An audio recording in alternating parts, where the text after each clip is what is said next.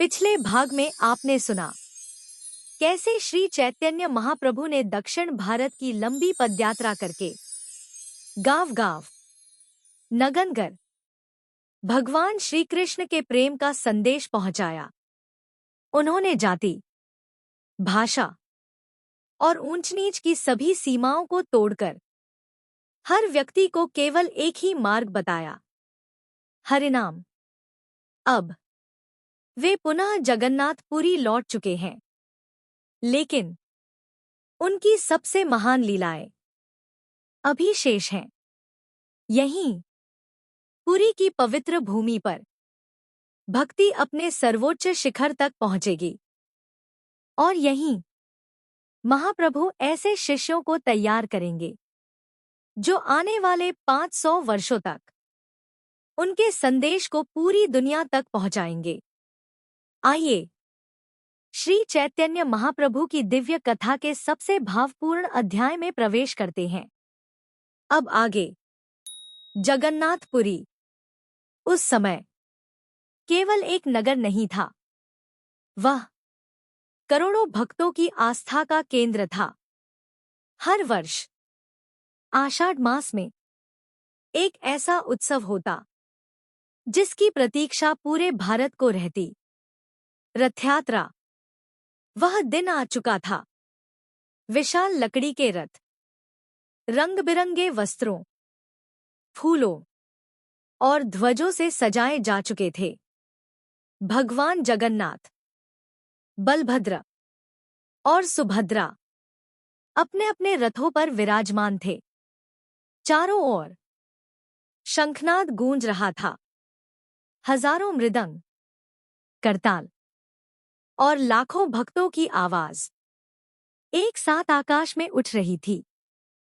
हरे कृष्ण कृष्ण कृष्ण हरे हरे। इसी भीड़ के बीच श्री चैतन्य महाप्रभु आगे बढ़े। उन्होंने भगवान जगन्नाथ के दर्शन किए और अगले ही क्षण उनकी आंखों से अश्रुधारा बहने लगी। उन्होंने दोनों हाथ आकाश की ओर उठाए और संकीर्तन प्रारंभ किया। धीरे धीरे उनके चरण स्वयं नृत्य करने लगे। यह कोई साधारण नृत्य नहीं था, यह भगवान के प्रति पूर्ण समर्पण की अभिव्यक्ति थी। कभी वे हंसते, कभी रोते, कभी भगवान को पुकारते और कभी अश्रुओं से भीगी आंखों से रथ की ओर निहारते रहते। उनकी भक्ति देखकर हजारों लोग भी रोने लगे। उस दिन पुरी की सड़कों पर केवल रथ नहीं चल रहे थे, ऐसा लगता था मानो स्वयं प्रेम मानव रूप लेकर नृत्य कर रहा हो। रथयात्रा के दौरान महाप्रभु ने कीर्तन करने वाले भक्तों को कई समूहों में विभाजित किया। हर समूह में मृदंग बजाने वाले, करताल बजाने वाले और मधुर स्वर में हरिनाम गाने वाले भक्त थे। परंपरागत वैष्णव ग्रंथों के अनुसार महाप्रभु कभी एक समूह के साथ नृत्य करते तो अगले ही क्षण दूसरे समूह में दिखाई देते। भक्त विस्मित थे। उन्हें लगता मानो महाप्रभु हर कीर्तन मंडली में एक साथ उपस्थित हों। उनका तेज, उनकी मुस्कान और उनकी प्रेममयी दृष्टि हर व्यक्ति के हृदय को स्पर्श कर रही थी। उसी समय उड़ीसा के राजा महाराज प्रतापरुद्र भी दूर खड़े यह दृश्य देख रहे थे। वे कई बार महाप्रभु के दर्शन की इच्छा व्यक्त कर चुके थे, लेकिन महाप्रभु एक सन्यासी होने के कारण राजाओं से मिलने से बचते थे। वे नहीं चाहते थे कि लोग उन्हें राजसत्ता से जुड़ा हुआ समझें। फिर भी राजा के हृदय में महाप्रभु के प्रति गहरी श्रद्धा थी। रथयात्रा के कुछ समय बाद जब महाप्रभु एक उपवन में कीर्तन के बाद विश्राम कर रहे थे। तब परंपरागत गौड़ीय वैष्णव कथाओं के अनुसार राजा प्रतापरुद्र साधारण वैष्णव के वस्त्र पहनकर चुपचाप उनके पास पहुंचे। उन्होंने महाप्रभु के चरण दबाने प्रारंभ किए और अत्यंत विनम्रता से श्रीमद्भागवत के गोपीगीत के श्लोकों का पाठ करने लगे। उनकी वाणी में कोई अहंकार नहीं था, केवल भक्ति थी। महाप्रभु उस समय श्री कृष्ण के विरह भाव में डूबे हुए थे। जैसे जैसे वे श्लोक सुनते गए, उनकी आंखों से आंसू बहते गए। अचानक उन्होंने उस वैष्णव को अपने हृदय से लगा लिया। वे बोले, आज तुमने मुझे भगवान श्री कृष्ण के प्रेम की याद दिला दी। बाद में जब यह ज्ञात हुआ कि वे स्वयं उड़ीसा के महाराज प्रतापरुद्र थे, तो सभी आश्चर्यचकित रह गए। यह घटना सभी के लिए एक संदेश बन गई। भगवान के सामने न कोई राजा होता है, न कोई साधारण मनुष्य, केवल भक्ति का मूल्य होता है। इन्हीं दिनों दो ऐसे व्यक्ति महाप्रभु की शरण में आए, जो आगे चलकर गौड़ीय वैष्णव परंपरा के सबसे महान आचार्य बने। उनके नाम थे रूप और सनातन। दोनों बंगाल सल्तनत में उच्च पदों पर कार्य करते थे। उनके पास धन था, सम्मान था, प्रतिष्ठा थी, लेकिन उनके हृदय में भगवान श्री कृष्ण की सेवा की तीव्र इच्छा थी। जब उन्होंने महाप्रभु के बारे में सुना, तो सब कुछ छोड़कर उनकी शरण में पहुंच गए। महाप्रभु ने दोनों को प्रेम से गले लगाया। उन्होंने कहा, भगवान ने तुम दोनों को एक विशेष कार्य के लिए चुना है। रूप और सनातन ध्यानपूर्वक सुनते रहे। उन्हें अभी नहीं पता था कि उनके जीवन का सबसे बड़ा दायित्व अब प्रारंभ होने वाला है। महाप्रभु ने रूप गोस्वामी को अपने पास बैठाया। उनकी ओर प्रेम से देखते हुए बोले, रूप, भक्ति केवल एक भावना नहीं है, यह आत्मा और भगवान के बीच शाश्वत संबंध है।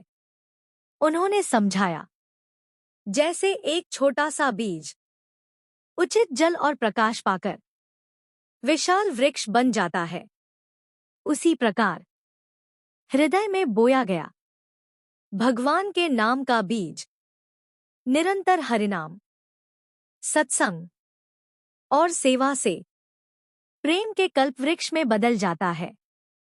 रूप गोस्वामी मंत्रमुग्ध होकर अपने गुरु के प्रत्येक शब्द को सुन रहे थे। महाप्रभु ने कहा, तुम्हारा कार्य है इस भक्तिरस को ग्रंथों में सुरक्षित करना, ताकि आने वाली पीढ़ियां भी भगवान के प्रेम का अनुभव कर सकें। रूप गोस्वामी ने विनम्रतापूर्वक हाथ जोड़कर कहा, प्रभु, मैं केवल आपका सेवक हूं। जो आज्ञा देंगे उसी का पालन करूंगा।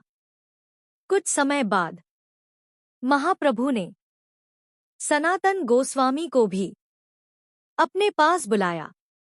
उन्होंने कहा, सनातन, तुम्हें वृंदावन जाना होगा। समय के साथ श्री कृष्ण की अनेक लीलास्थलियां लोगों की स्मृति से ओझल हो चुकी हैं। उन्हें पुनः खोजो, उनकी महिमा संसार को बताओ। सनातन ने श्रद्धापूर्वक उत्तर दिया, प्रभु, यदि यह आपकी इच्छा है तो मेरा जीवन इसी कार्य के लिए समर्पित है। महाप्रभु मुस्कुराए। उन्होंने दोनों शिष्यों को आशीर्वाद दिया। वह क्षण केवल दो शिष्यों को आदेश देने का नहीं था, वह एक नई आध्यात्मिक परंपरा की नींव रखे जाने का क्षण था।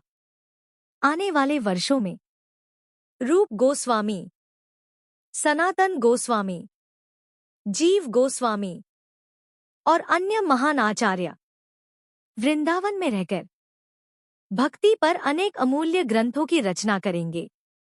वे प्राचीन मंदिरों का पुनरुद्धार करेंगे और श्री कृष्ण की लीलाओं को फिर से जनवरी तक पहुंचाएंगे। महाप्रभु अपने शिष्यों को देखकर प्रसन्न थे। उन्हें विश्वास था कि उनके बाद भी भगवान के प्रेम का यह दीपक कभी बुझने वाला नहीं। लेकिन उनके जीवन में एक और अध्याय शेष था, एक ऐसा अध्याय जहां उनका प्रेम और भी गहरा और भी अलौकिक होने वाला था। पुरी में एक छोटा सा कक्ष था जिसे गंभीरा कहा जाता था। यहीं महाप्रभु अपने जीवन के अंतिम वर्षों में भगवान श्री कृष्ण के विरह भाव में घंटों और कई बार पूरी रात लीन रहते। उनके सबसे निकट रहने वाले भक्त स्वरूप दामोदर और राय रामानंद उनकी इस दिव्य अवस्था के साक्षी थे।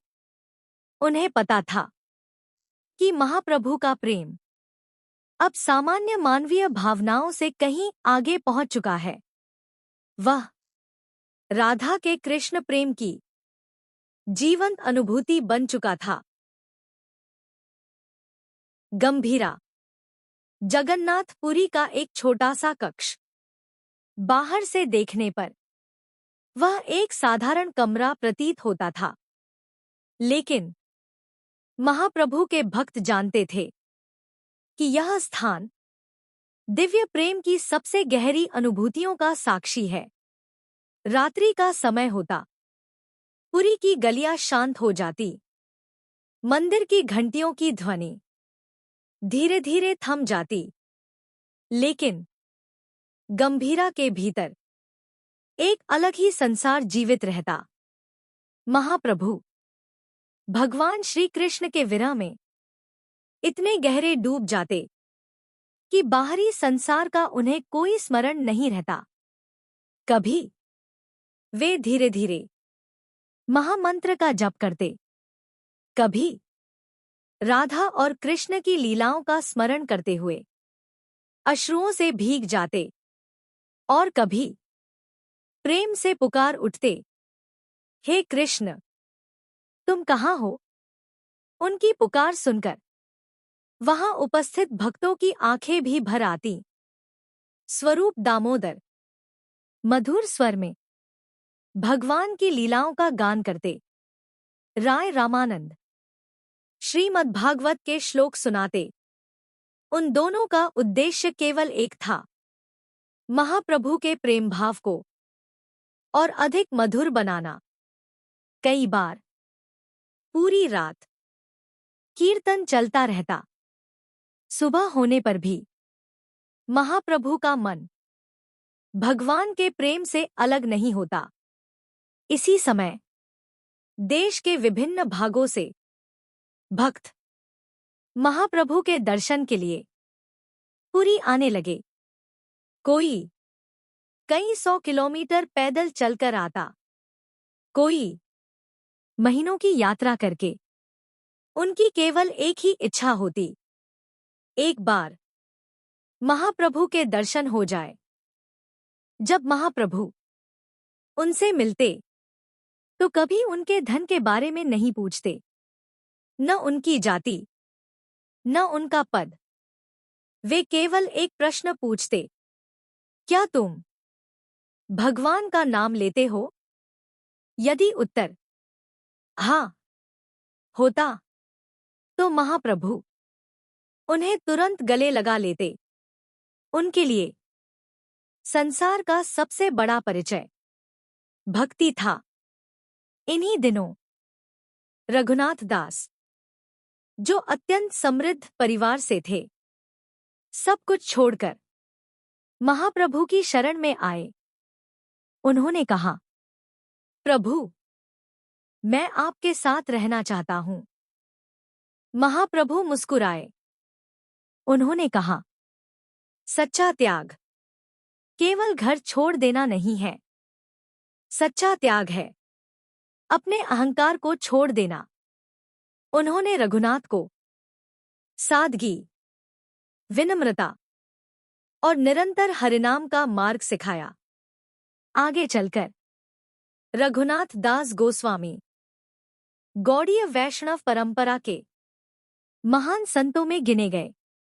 समय बीतता गया, लेकिन महाप्रभु का प्रेम दिन प्रतिदिन और भी गहरा होता गया। उन्हें अब न सम्मान की इच्छा थी, न प्रसिद्धि की। वे केवल इतना चाहते थे कि संसार का प्रत्येक जीव एक बार भगवान श्री कृष्ण के नाम का मधुर रस चख ले। यही उनके जीवन का उद्देश्य था और यही उनकी सबसे बड़ी विरासत बनने वाली थी। लेकिन महाप्रभु जानते थे कि पृथ्वी पर उनकी लीलाओं का समय धीरे धीरे पूर्ण होने की ओर बढ़ रहा है। अब वे अपने जीवन का अंतिम और सबसे अमूल्य संदेश संसार को देने वाले थे। पिछले कई वर्षों से श्री चैतन्य महाप्रभु केवल एक ही संदेश दे रहे थे, भगवान का नाम, प्रेम और निष्काम भक्ति। उन्होंने न कोई नया धर्म बनाया, न कोई साम्राज्य स्थापित किया। उन्होंने केवल मनुष्यों के हृदयों में भगवान के प्रति प्रेम जगाया। अब उनकी सांसारिक लीलाएं अपने अंतिम चरण में प्रवेश कर रही थी। लेकिन विदा होने से पहले वे संसार को भक्ति का सबसे अमूल्य उपहार देने वाले थे। केवल 8 श्लोक, लेकिन उनमें समाया था पूरे जीवन का सार। इन्हें आज शिक्षाष्टक के नाम से जाना जाता है और इन्हीं अंतिम वर्षों में महाप्रभु ने प्रेम, विरह और भगवान श्री कृष्ण के प्रति पूर्ण समर्पण की ऐसी मिसाल प्रस्तुत की, जो आज भी करोड़ों भक्तों के लिए प्रेरणा है। अगले और अंतिम भाग में जानिए श्री चैतन्य महाप्रभु दी एटर्नल लेगेसी, जहां हम जानेंगे महाप्रभु के अंतिम वर्ष, शिक्षाष्टक का दिव्य संदेश, उनकी रहस्यमयी अंतर्धान लीला और वह अमर विरासत जो 500 वर्षों बाद भी पूरे विश्व में हरिनाम संकीर्तन के रूप में जीवित है। यदि यह कथा आपके हृदय को स्पर्श कर रही है, तो वीडियो को लाइक करें, अपने परिवार और मित्रों के साथ शेयर करें और ऐसी ही दिव्य ऑडियो स्टोरीज के लिए हमारे चैनल को सब्सक्राइब करना न भूलें। तब तक हरे कृष्ण कृष्ण कृष्ण हरे हरे, हरे राम राम राम हरे हरे, हरि बोल।